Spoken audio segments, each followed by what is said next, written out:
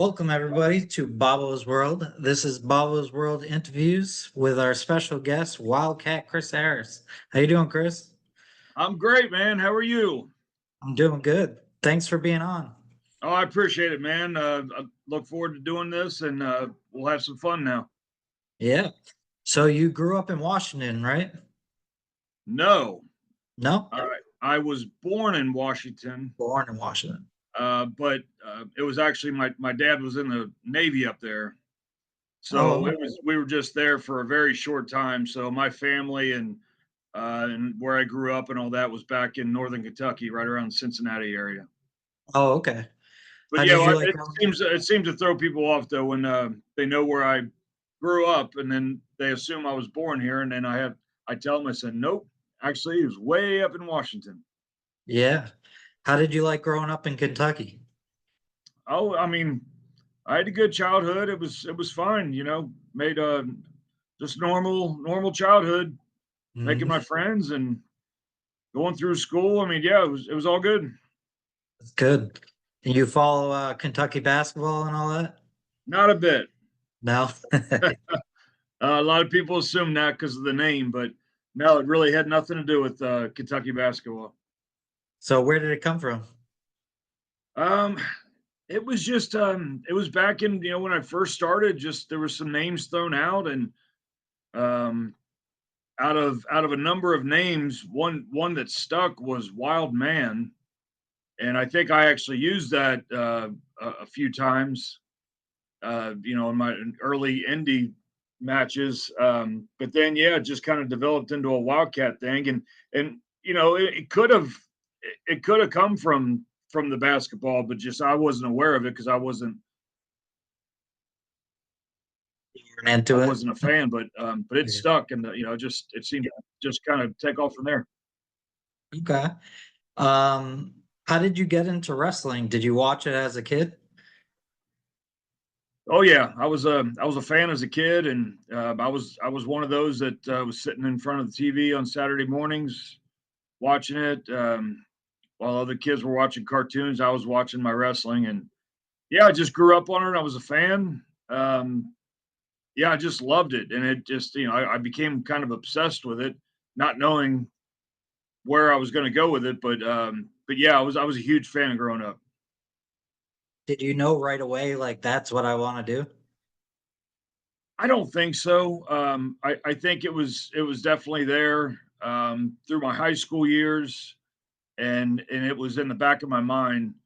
Um, and I really thought that I could. I felt like I had a calling to it. I wasn't a great athlete. I wasn't great with the academics.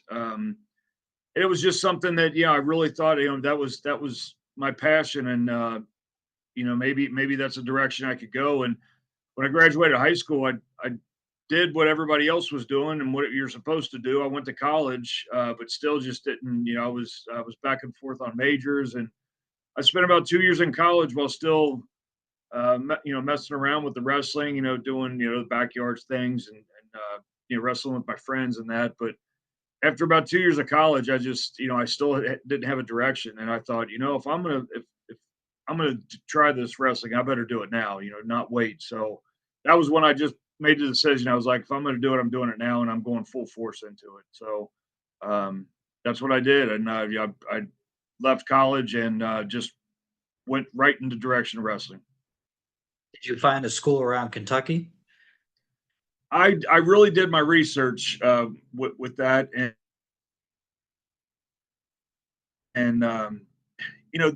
this was back when there wasn't as near as many schools as there are now. So Yeah. you really had to kind of search them out. I didn't know of one in Kentucky, so the one I found that was as credible as I could find was in Marion, Ohio, and it was run by Charlie Fulton, who, if anybody knows anything about the old school training centers, the Monster Factory was probably one of the biggest ones, one of the best ones, and it was run by three individuals. One was Charlie Fulton, and then when they kind of branched out, Charlie started doing his own thing, and that's that's what I researched and looked all that up, and found out it was going to be about 3.5 hours from where I lived. But I was so into it and I was so dedicated that I was willing to make that drive every week to learn wrestling. So that's what I wound up doing. I did that. I spent my time up there for a little while, and then I actually did get hooked up with not only a promotion in Kentucky, but they also had a wrestling school as well. So I kind of fine tuned my training in that school. So you drove 3.5 hours every week. Wow, that's Yeah, dedication. that's why it runs right through me today when some of these kids and today and they don't want to drive more than a half an hour, whether it be for training or even for shows. They think an hour is long distance, and I just want to smack them sometimes because it's like you have no idea. Yeah, I did that every week, man, and I was still holding down a full time job. So I would start my work at like 5 o'clock in the morning, and I was actually a truck driver. A lot of people think that's kind of interesting to find out, but I was a truck driver for a soft drink company, and so I could do my route. And on the days I went up there, I would try to I'd run through my route as fast as I could, and then that way I could get on the road at a decent time, and I'd drive 3.5 hours to my training, and then I get the hell beat out of me for 2 3 hours, and then back on the road driving 3.5 hours back home, which I wouldn't get home till I mean definitely after midnight. Sometimes maybe 1 o'clock in the morning, something like that, 2 o'clock, and back up for work at 5 o'clock in the morning. So that was just a constant thing, but it was that's just how dedicated I was. There was nothing that was going to stop me, and so I was willing to go through that. That's that's definitely dedication. So you debuted in '94, right? Correct, November Yeah. '94. In Kentucky, correct? No, that was in Ohio, up where I Oh, was that was in training. Ohio. Okay. Yeah. And what was the promotion in Kentucky? The promotion in Kentucky, it's actually based out of Cincinnati, but it's the Northern Wrestling Federation. That's kind of where I made my mark. Really started getting a lot of experience there, and it just happens to be where I work, who I work with now. So kind of has come full circle where the promotion's been around that year or that long, and it's just nice that now that I'm not doing anything full time with wrestling, I'm able to go back and now I can coach and I can train and all these guys and girls that and I experience with them all week long, and then every weekend we're doing events. So it's just really nice. It's nice to be able to have a new passion in with the wrestling business where I don't have to get out there and do it myself. So but yeah, that's the one I started with, and a few other big names have also come through there. Yeah, that's great. So now you're a coach with them. How do you like that job? I love it. Yeah, I love it. I just wasn't sure uh, how I would fit in with something like that. I've always said I don't have a lot of patience when it comes to just yeah, I guess just when I'm hands-on training.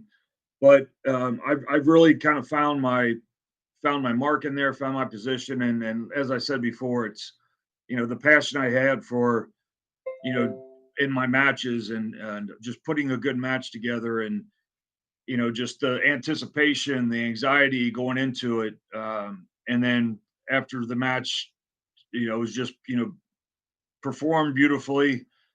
Be able to come back and just that satisfaction from it. I wasn't sure if I would have something like that again, but I have found that when I can help some of these kids put together their matches, or I can advise them, and draw from my experience. When I can help them, and then they're going out to perform it, I still get that satisfaction when I see the reaction from the crowd, or I see the reaction on their face. When they see something worked so well, that just yes, I do get that satisfaction from it. So I'm thankful I'm in that position, and so yeah, I really do enjoy the coaching and the training with such a great group of guys and girls. That's awesome. That's cool that you still get that like adrenaline rush almost. That's Yeah. great. So you got signed by WCW in '99, right? Uh, Around 2000, then. Yeah, 2000. 2000. So like right when close to them closing. Yeah. Yeah. Well, I mean, just my luck. um, yeah, I finally got made the connection and got hooked up with them, and it may have been like the end of '99, 2000. Uh, Me and another group, we would kind of go in and we started off doing security on a lot of the shows, but we also began to do matches. Anybody knows the history, they know that was definitely the downfall of WCW. There was a lot going on that even we weren't aware of. But we would come in and usually on the for a lot of the year of 2000, we for Nitro and Thunder we would do security gigs. Um, but then their Saturday night show, which has a lot of history, and then they also had WCW Worldwide on Sundays. For those shows, we would have matches, and they weren't just complete, squash matches. They were enhancement, but they were competitive, and I got to work with so many great guys doing that, and where they would be competitive enough that they would give me something so I could kind of show what I had too. So I was very thankful of that, and that whole year I was kind of getting paid per appearance. But then it was in October of 2000 where I was actually offered a contract, and I signed a contract with WCW. But as you mentioned, it just happened to be about 6 months before the doors were closed. So yeah, when you're growing up around the time that I did, it was the two big ones were WWF and WCW.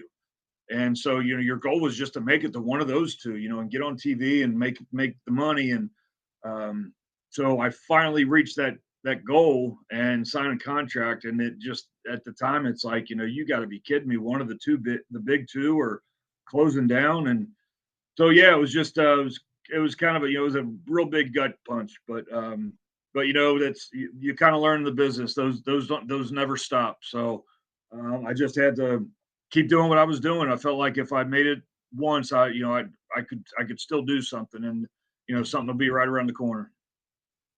Yeah, it's interesting though when I know a lot of people that look back at that time, it's known as the downfall of WCW, but a lot of great names came out of that.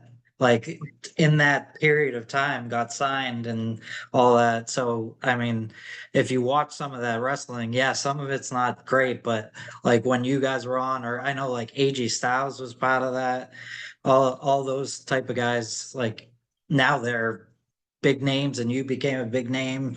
And so it's pretty cool to think that during a down period, they still rose up.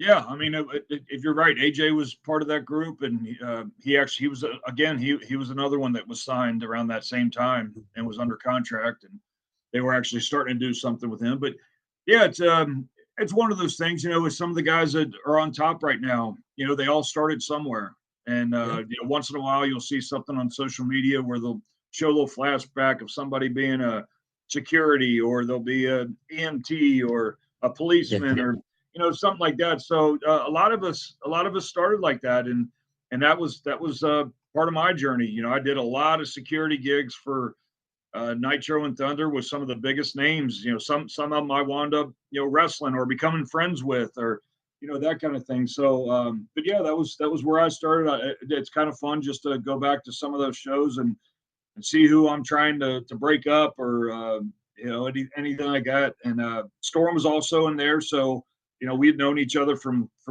back in those days. So yeah, it's just it's part of my history now, man. So it's fun to look back at. But I can definitely I will say that doing those security gigs, and plus on top of that, getting matches from time to time on the B programs, it just fueled me even more. I mean, when I was standing there in my security gear and ready to go out for something like that, I just kept looking at the stars that were involved in the segment. I was thinking, I need to be there, not here. I need to be there, and it just kind of, it gave me that goal. It just gave me that rush to where it's like I needed to keep fighting, to where, you know, I can be that star, and I can be the one where I have security holding me back. So yeah, it's just it's a nice, from time to time, it's nice to look back at things like that.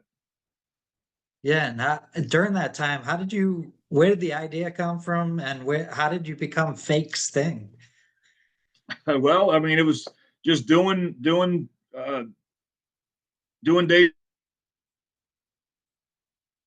like that, and doing the matches I had. It just, I think it was definitely the look. I resembled the look of Sting. He didn't Yeah. have quite as long hair as I did at the time, but it was I was really, I resembled a lot of the Crow Sting, when he did have the long hair, and so yeah, it was just one of those things where, you know, they were, uh, most the most famous spot I did was the Halloween Havoc. But a lot of people don't realize I did Sting many other times. There was times where I was in the rafters, and it was just kind of a light showing up there, so you couldn't get a clear look.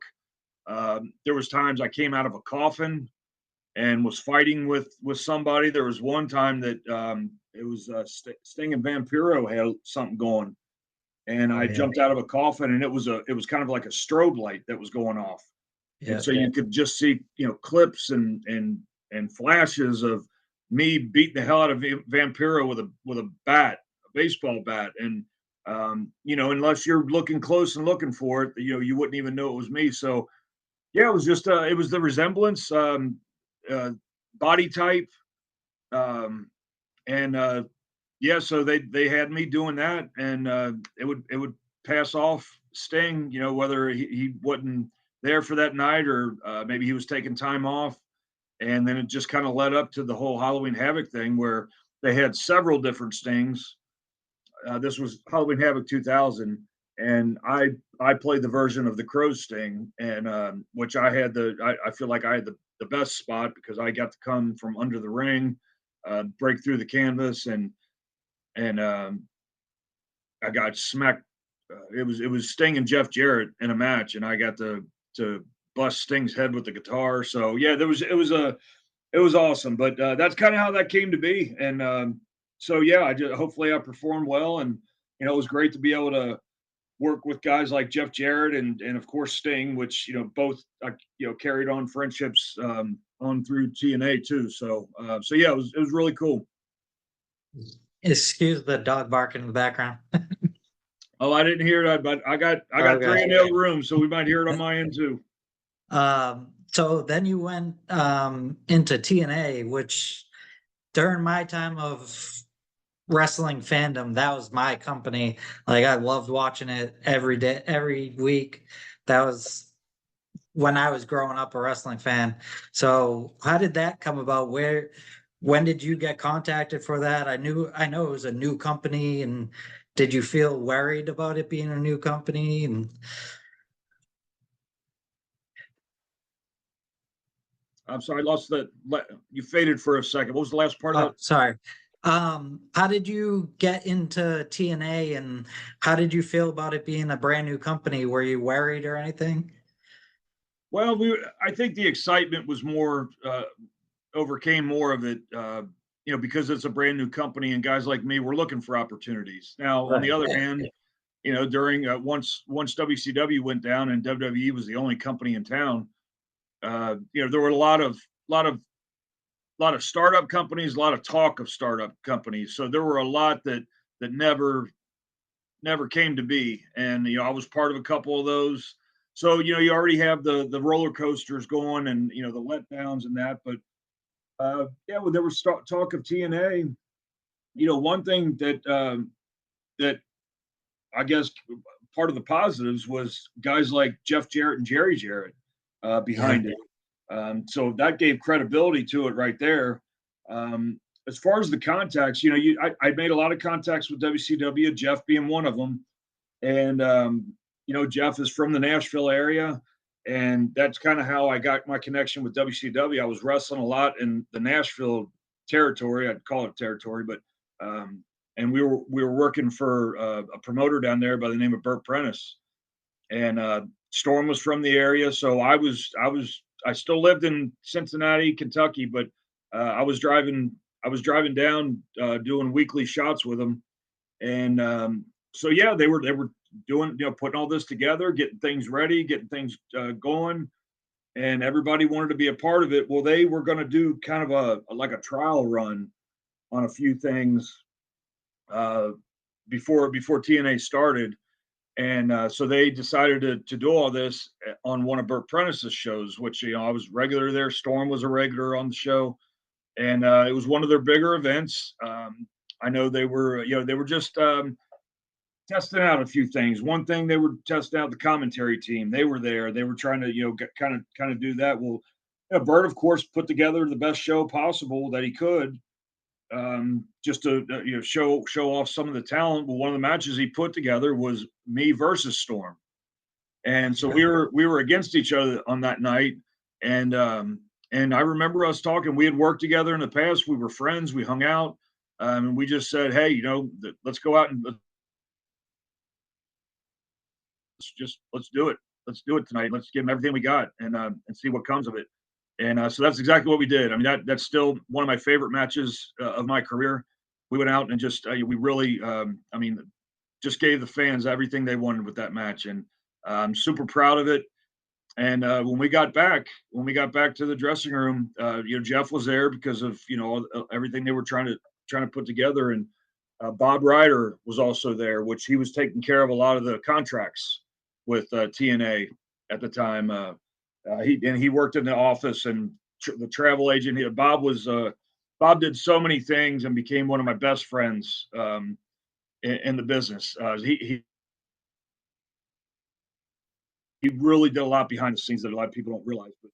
But when we got to the back, I looked at Jeff, almost kind of like just to get any kind of reaction out of him. But I looked at Jeff. He looked back to me and he gave me a wink and he said, "We'll be in touch."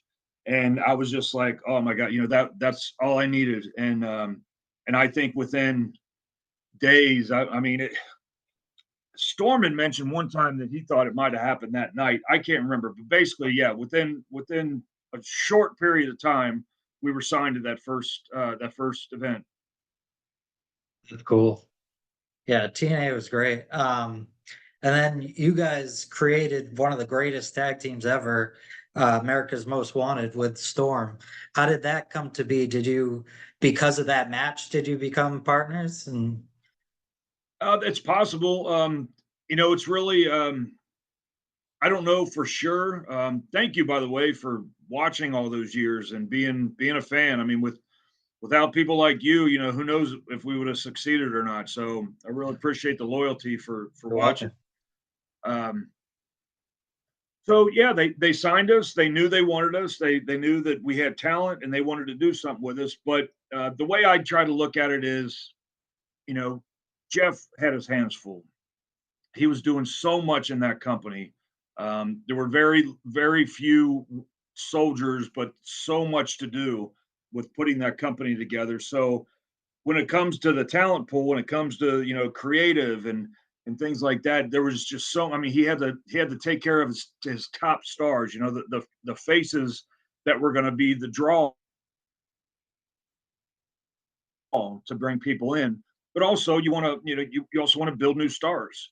And the way I feel like I know Bob Ryder had a lot to do with it. I think Bill Behrens, he was a promoter from Georgia. He was very involved with TNA in the beginning. That knew very very well about Storm and myself. And I really think it boiled down to they wanted to do something with us, but they didn't know what. And someone had suggested, "Why don't you just put them together and let's see what happens with that?" And so I think it was really just one of those things where they found a spot that would work on TV. They threw us together and just to see what would happen. And little do they know that guys like me and Storm looking for an opportunity, even though we may have thought it was going to go one direction, when they give us another opportunity, and him and I are looking at each other like, "Hey, if this is what they're giving us, we're going to take it and run with it. And we're going to, you want us to be a tag team, we're going to be the best tag team you got." And so that's really what Storm and I did from the very beginning. They kind of made a little angle on TV where we were thrown together, which is sort of true.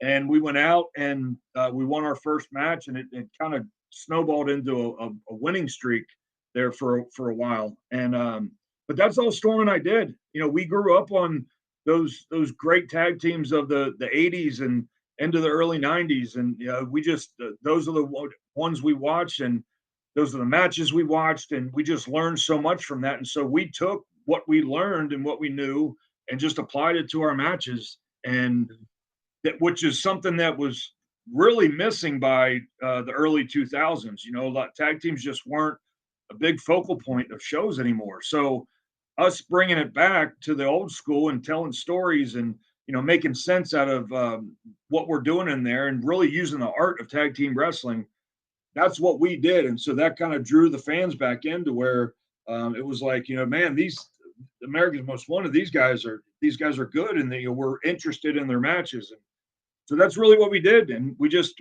made the most out of it, and it took off. And the higher ups saw what was going on, and just decided to run with it. So very thankful for that, and thankful for the opportunity.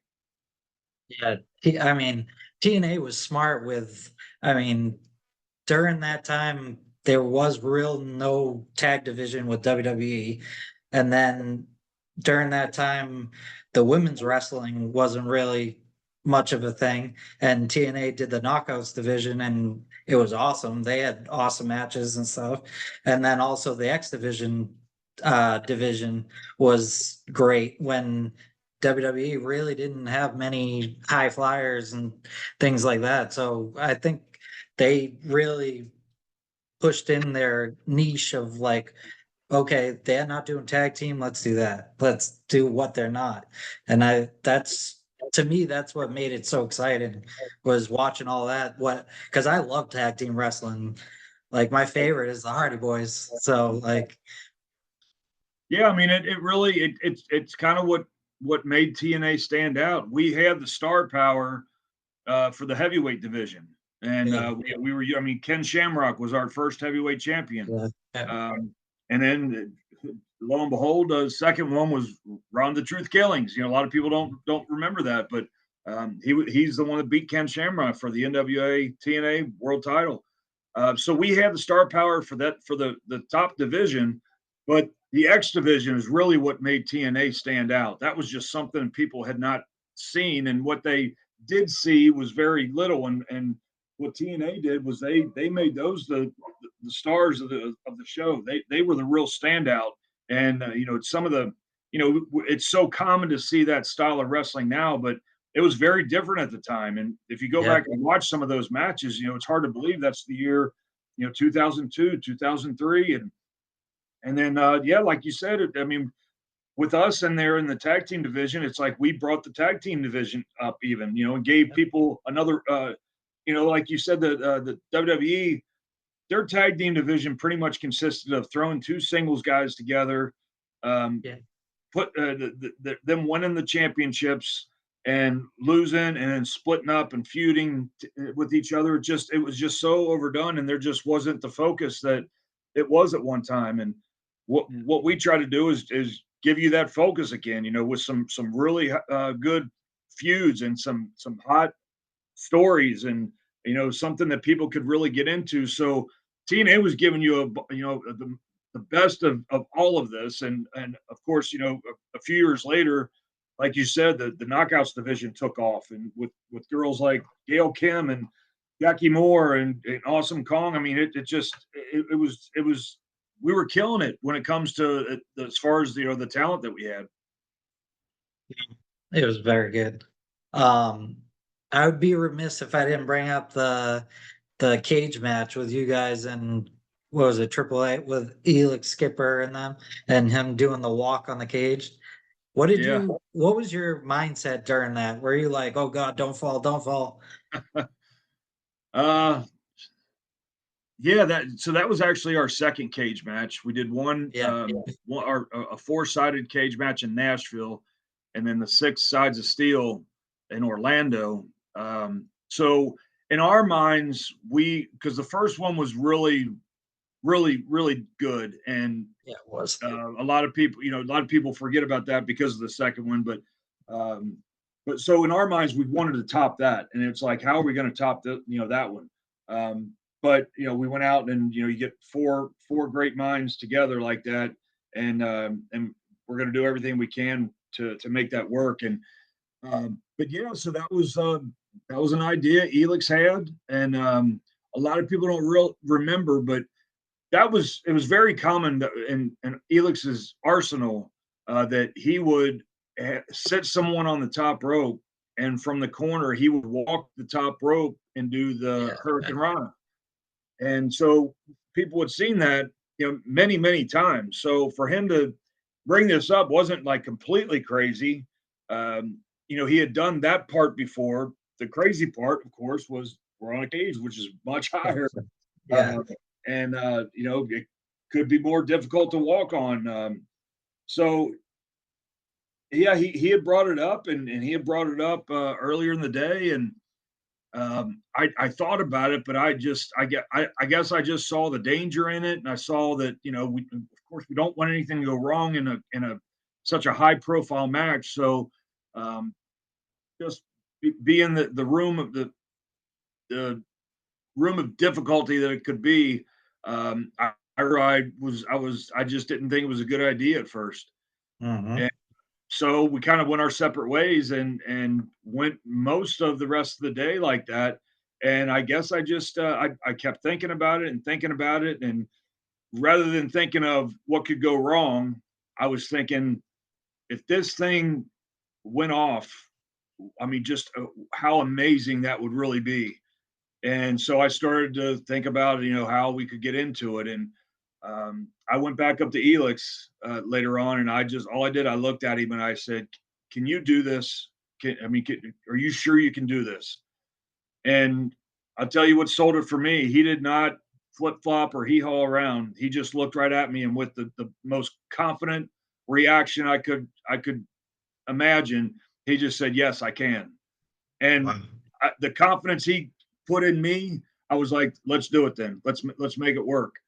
And so, I did what I had to do. I was fighting with Daniels up, to the on the top of the cage, and the rest was up to Elix. And he got up there, and there was a struggle, which of course there was. It's not easy. I could never do that. But as I'm fighting with Christopher Daniels, my attention is mostly on him. And I think I looked at the corner of my eye at one point, and I saw he was struggling. And so right away, I'm looking at Chris, and I'm like, "What's Plan B?" Because I don't know if he's going to make it. And as fast as I'm telling you this, is as fast as it happened. I took one more look over, and he was on top of me. So and we went. So it was one of those where I saw the struggle. I was already thinking of what else we could do, and next thing I know, I'm on my way down. So he pulled it off, man, and I'd always give him the credit for that. Of course, people tend to forget the guy that fell 15 feet from Yeah. that, Yeah. um, but that's all right. It was so yeah, it was amazing, amazing to see the people. The fans just they reacted insane about it, and I love that it's been over 20 years and people are still talking about that spot. Yeah, it's got to be like one of the most watched spots ever. But I watched it today a couple times again. I've watched it a million times, but he slips a couple times trying to get up. So I can only imagine like you said, you're like, all right, what else are we gonna do? But then he comes, and when he's falling down, when he gives you the Harkin Rana, all I can think of is like, don't hit the corner, just come down. And then you take a back bump from what, 15 feet? Yeah. That's gotta hurt too. Oh yeah. Yeah, I don't and if you said you went back and looked, I mean, as soon as I hit, you could see me immediately go to my side because I thought I'd broken a rib or something. Um, but but yeah, I was we were all banged up in that match, but we all survived and we were all safe. And yeah, it's just I'm so thankful that it's still one of those matches people talk about. With one of those situations when like you said, 20 years later, we're still talking about it. Does all the like pain and you being banged up and all that just go away because that happened in that exciting moment? Oh yeah, it makes it all worth it. Yeah, yeah, It makes it all worth it. Yeah, and no matter what pain we went through or whatever misery that we had from that, it makes it all worth it. yeah. Yeah, that you talking about saying no to the moment seems it. I remember Taker telling a story about him saying no to Mick Foley time and time again about throwing him off the cage, and then finally he was like, whatever, and did it. Yeah, probably a lot of the same. I mean, Yeah. I can't speak for what Taker was thinking, but his first reaction is hell no, you're going to die. And, you know, Yep. you can't do that because there's too much that could go wrong. And you know, but then maybe he thought about it, and I'm sure there was some convincing on Mick's part. Yep. And then you finally, yeah, you just decide to go with it and hope for the best. And I know that's kind of what I was going through. It was, at first, it was like I didn't want anybody to get hurt, and I certainly didn't want to have anything screw up in the match. We wanted it to be perfect, and but the more you think about it, you know, somewhere that switch goes to where it's like, what if, you know, what if that actually worked? You know, what could happen from that, and that kind of takes over. But but like I said, no matter where that switch came, what really sealed it for me was Elix's confidence. Yeah. If I'd have looked at him and said, "Can you really do this?" and he'd have given me the, you know, I've done it so many times before on the top rope, and I think I can do it, and you know, I just got to make sure I do this. And I mean, if it would have been any of that, I don't know if I'd have been like, well, look, this is probably just not a good idea. But when he looked at me and he said, "Yes, I can do it," I was like, "All right, we're doing it then." That's cool. Yeah, when you have one of those moments that, like, for example, I remember showing like my parents that clip and stuff like that. Like, talk when you can show a non-wrestling fan and a non-wrestling fan is like, oh my God, that you have something there. Yeah, I get that. I get that, man. Yeah, because they don't necessarily know the whole package with it, but Yep. when they see something like that, if you get that reaction out of them, then yeah, then it's that's definitely something, you know, we look for. Yep. And so how long were you at TNA for? How many years? About 6 years. 6 years. And then you actually recently made a comeback and did a reunion with AMW With TNA. with TNA. Yeah. Yeah, it seemed like the last few years, um, nothing this year yet, but you know, there's been a lot of changes with TNA. But yeah, for a few years there, you know, when Scott Demore was in charge, I was very close to Scott, and yeah, we did. We would come in and kind of do some one-offs just for a different occasion. I know you're right. We did. Yeah, we came in and did something for the 20-year anniversary with a Right. Yeah. Slammiversary. Um, and we actually stuck around a little bit for that because we did the Slammiversary. We came back as a surprise in Slammiversary, and it carried on to the next pay per view, which was Against All Odds, I believe. So we did a little short little stint then, and then we also came back for, I believe it was the 20 years of, or no, the 20 years of Impact, or the 200th episode of Impact, or it was something like that, something special with Impact. And Yep. we did something there, and um, yeah, so it's been on occasion where we'll do something like that, and I've really enjoyed that because I remember when I first went back, it might have been that Slammiversary, but I wasn't sure because it had been a long time. I wasn't sure how the fans would react, and you know, you always go through the, you know, you can ask a lot of guys when they make a return after so much time, you know, you're always wondering if the fans are going to remember and how they're going to react to you. And it was just, it was such a great feeling. So, Yep. so yeah, I love doing things with TNA because that's, you know, that's where we got our start. And so it's always really cool to go back and do something there. And of course, you know, being with Storm again and having America's Most Wanted coming out to do it. So, yeah, I've really enjoyed that in the past few years. Nice. Yeah, they definitely remembered you guys and loved it. Um, but that was really cool. I loved it too. I came off my couch for that moment. Uh, so I'll let you go soon, but I have one segment that I call the lightning round. Oh, Um, and we're gonna go through this. So, who's your favorite wrestler growing up? growing up as a kid, I would have to say it was Randy Savage. Nice. He was he was like my superhero. You know, Yeah, that's what the wrestlers were. I wasn't a Hogan guy, I wasn't a Warrior guy, but I was a Savage guy. yeah, yeah.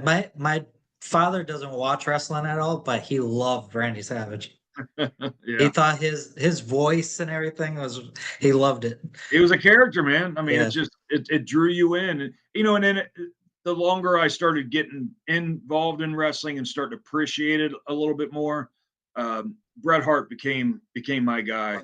Uh, because I really respected his work, and when I was trying to kind of learn the craft and that, he was a guy I watched too. So but Randy Savage as a kid, he's the one that drew me in, and then yeah. Bret years later.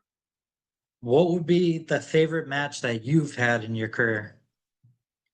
You know, I've been asked that, man, and I feel like the answer might change all the time because there's been Sorry. so many. There's so many favorites. Yeah, I mean, so I usually try to separate the singles and the tag because we America's Most Wanted has Yeah. such great, so many great moments. Um, but the most known, like we talked about before, the cage matches with Triple X. You know, those we put so much into that. So I guess because so many people have seen that and talk about it, um, those would probably be some of my favorite matches. Um, yeah, there's so many. I mean, we got to work with the Dudley Boys, and we Yeah. got to work with the New Age Outlaws. You know, they weren't called that, but we got a lot of matches with those guys. But then we also got to work with the old school guys like the Rock and Roll Express, and we even had a match with Terry and Dory Funk. So Yeah. it just so many great memories, man. But yeah, our matches with Triple X were really good, and even when we had great matches with the Naturals. Yeah. Yeah. Just some really good programs during those days. Single wise, um, yeah, I mean, my singles matches, at least through TNA, were two different shorter periods, but I had some. I thought Jeff and I back in the 0304 era of TNA, Jeff Jarrett and I had some great matches for the title, and I got to work with guys like AJ Styles. I remember having a great match with him. Um, on that second run, I think one of my favorite matches. It's not necessarily a singles match, but the King of the Mountain match that I was Oh, in. yeah. And, Yeah. I guess that was 07. The King of the Mountain match was probably one of my favorites, just because also because of the guys I was in there with. You know, I was known as a tag team guy that got. I was one of those the guys coming up that was given an opportunity like that and Right. I was in there with Kurt Angle, I was in there with Samoa Joe, I was in there with Christian and AJ Styles. So, which one of these don't belong in here? So I needed to really step it up. And all those guys just, they told me I did great. So I was really appreciative of that. So that's one of my favorite matches. But yeah, some great ones with Jeff and AJ. And I had some great ones with Storm. I mean, with Yep. I told you, we knew each other way before TNA, so we were friends and opponents. So once it was time, the AMW was over. Once it was time for us to go at it, it was one of those things where, hey, look what we did as a tag team. So now it's time to beat the hell out of each other and show them what we can do as singles. So yeah, I didn't give you one solid answer there, man. I'm sorry, but yeah, a lot of great memories for me. That's good. Yeah, we'll have you back again to talk singles career because I remember those Jeff Jarrett matches. They were great. What about favorite match outside of your wrestling career? Oh, Like besides myself? Yep. Besides you. Well, the one that I know this is a very common answer, but the one that got me hooked on wrestling was Steamboat and Savage. Oh, okay. Yeah. Yep. Yeah, I mean, I know that's a lot. That's a lot of people's favorites, and yeah, it still holds up to this day. Still talked about to this day. But I started really getting into wrestling in '86, and Yep. so by the time '87 came around and WrestleMania 3, not only was it the biggest event any of us have ever seen, but with that match, it took me on that emotional roller coaster, and It was so good. that's what I wanted. I wanted to be part of something where I can get the emotion from the people. So Mhm. that was one that did it for me. But since then, oh my gosh, there's been a couple with Brett. I'd say Brett and Owen opening up WrestleMania 10 is probably, even though there was a good rivalry there, that's one of the best wrestling matches that you could ever ask for. Yep. So that really takes you on a ride on that one. Um, wow, man. I'll say mine has always been Brett and Austin, the double turn. Yeah, yeah, Yeah. So I good. have to agree with you. Yeah, I mean, because Austin's right up there with Brett as far as Mhm.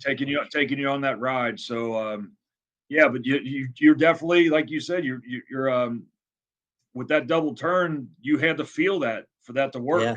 and the fans felt it, and that's why it worked so well. It was beautifully done, with Brett and Austin. But and there was a lot with Austin too. I mean, when wrestling was so hot, the matches of with him and The Rock Yeah. were some of the best. And you got to throw Triple H up there, Yep. Shawn Michaels. Just some of the best matches. I know a lot of people talk about Shawn and Taker. I mean that it's just these are incredible matches that people will remember forever. And those are the ones that stand out. It's amazing. Yeah. Sean Taker was close to perfect. Uh, so outside of wrestling, what's your favorite TV show? Um, let's see. The most common answer I will say sitcom Friends. Okay. That's Yep. that's one my wife and I can sit down and watch at any time. But I'd say my favorite of all time, and I still drive my wife crazy with this because I watch it so much, that a lot of people wouldn't think of, was the TV show 24 Oh, yes. My with favorite show. Kiefer Sutherland. Oh, so you're a 24 fan? All right, Me and my dad watched every single episode together. man. I can't get enough of that show, and it's hard to really when people were always, people were asking, what's some good shows to watch nowadays, and a lot of people will give you newer shows. Hmm. I know it's become an older show because it's been over 20 years, but yeah, if people just gave that a chance, I mean, they give you the cliffhangers on. It's not an every season cliffhanger; it's an every show cliffhanger. Every It's episode. just Yep. it takes you on that ride, man, and it's an adrenaline rush.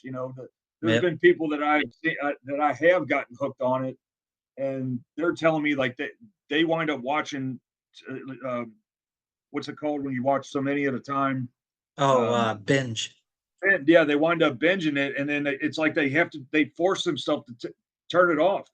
Because they want to keep watching they want to keep watching it to see what happens, and then they're like, I got my heart's pounding. I can't. I mean, there's people that just they can't handle the anxiety that it gives you. Yep. So I can't put that show over enough. I thought it was awesome, um, and it just every season they did was just incredible. So that's probably the one that yeah, I'll put that on just in the background, and my wife will walk in the room. She was like, "You got to be kidding me again!" So yeah, I I will push that one forever. I 100% agree. It's some of it's so ridiculous too. I always mention the scene where they're interrogating, I forget who it was, but they're interrogating somebody and he wouldn't talk. And Kiefer Sutherland, Jack Bauer, comes in and just shoots him in the leg and he's like, all right, all right. Yeah, I Like, mean, you believe that you do not want to mess with Jack Bauer. I mean, yeah.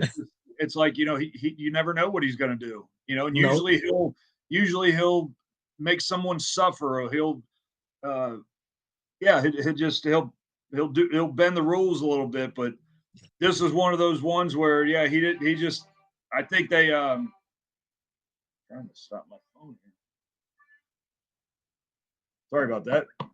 Okay. Um, Yeah, I think the one you're talking about, it was the beginning of the season, and he had just, had gone through a bad time or something. He just doesn't Yeah. want to put up with any bullshit. So he just shot the guy in the leg, and It's like, come just on. so funny. He's like, I'll talk now. Yeah. All right. What would be your favorite movie? Uh Rocky. Oh, okay. Yeah. That's a good Yep. movie. Yep. Favorite music. Favorite music. I'm both country and rock. So Okay. those I have some favorites with that, but yeah, I'm a big fan of and you either love them or you hate them, but big fan of Nickelback. I love him. Yeah, I mean, it's just that was some of my road music. So groups like that. Um, I love some of the old school rock too, like AC/DC. Yep. Um, but also, I've become a country fan too. Not become, I've been a country fan for a while. So and it was really cool. Like Toby Keith was one of the first ones that really drew me into country, Yeah. and the fact that I got to meet him and hang out with him, and Yeah.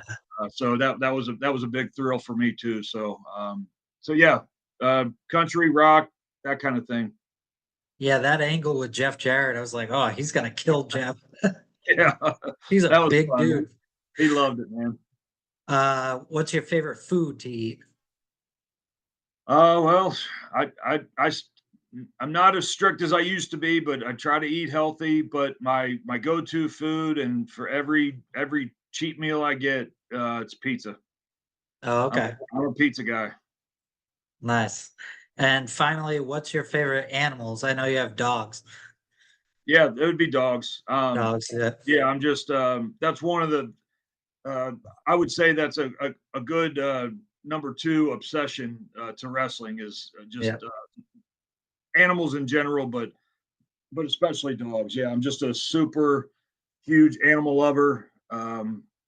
Yeah, just I always I'm one of those that preach to people to adopt and not Yep. buy. And there's so many rescues out there that need help. So my wife and I actually work with a couple of them that we stay in touch with, and try to help and donate Oh, that's awesome. donate either whether it's money um, or different things that they could use at the adoption place. One thing we've done that I love doing this, but I do a lot of things that I do nowadays is the conventions. Hmm.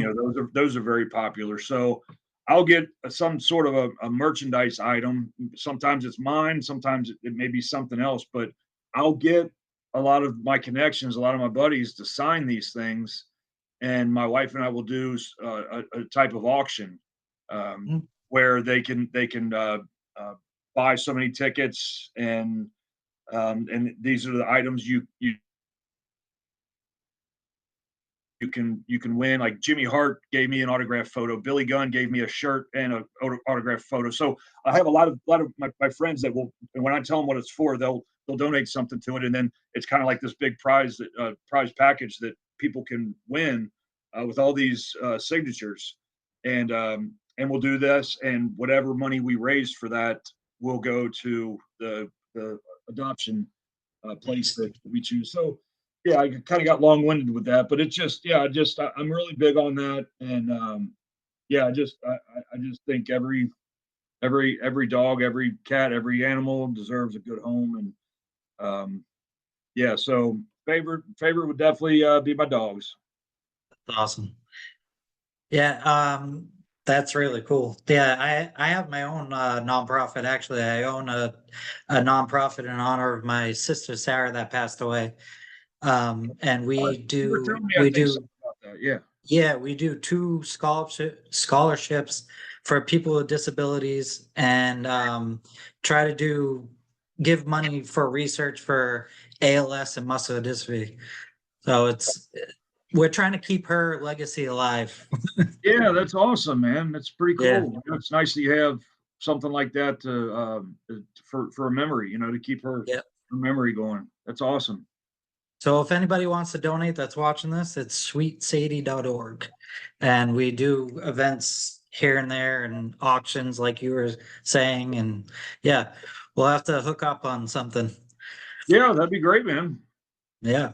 Are there any socials or plugs that you want to plug before we get out of here? Uh, yeah. Let's see. My now I just got to remember them. I think my Instagram is at AMW Wildcat Chris Harris, and my Twitter is um, at AMW Wildcat. I Okay. think that's it. I'm like I said, I'm so bad with that stuff. I can't even remember my own stuff. And I still do the Facebook thing, so people can find me on that as well. But yeah, anybody wants to get in touch, those are good ways to do it. Whether it's reaching out or if it's for bookings or anything like that. So that's super. Yeah, and then I do events with the Northern Wrestling Federation out of Cincinnati, Ohio. All the time. I'm working with them all the time. We do events not all over this area, so you can always find me there too. I gotta travel up there and see one. That'll be Yeah, fun. that'd be great, man. Just let me know. Yeah, I will. All right. So thank you very much for doing this. I really appreciate it. Oh, thank you, Robert. It's been a pleasure, and it was fun talking to you, man. All right. Have a great day. And thanks everybody for watching. This has been Bobbo's World with special guest Wildcat Chris Harris, and we'll see you all next time. Peace.